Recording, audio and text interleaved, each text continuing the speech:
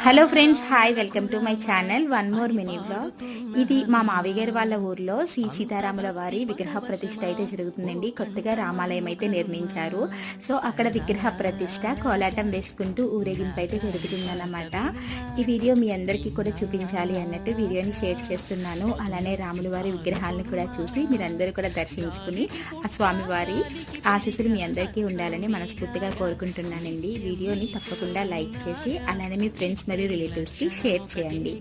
నేను కూడా టెంపుల్కి వెళ్దాము అనుకున్నాను, కానీ నాకు అవ్వలేదండి. పిల్లలకి ఎగ్జామ్స్ ఉన్నాయి, దాని గురించి నేనైతే ఊరు వెళ్ళలేకపోయాను. అక్కడ తీసిన కొన్ని వీడియో క్లిప్స్ అనేది నేను మీతో షేర్ చేసుకుంటున్నాను. మా రాములవారి గుడి ఇదేనండి. చూసారా ఎంత అందంగా ఉందో. అంగరంగ వైభవంగా పిల్లల కోలాటాలతో చక్కగా స్వామివారి ఆలయ ప్రతిష్ట అయితే అయిపోయిందండి. సో మరొక వీడియోతో మళ్ళీ కలుసుకుందాం.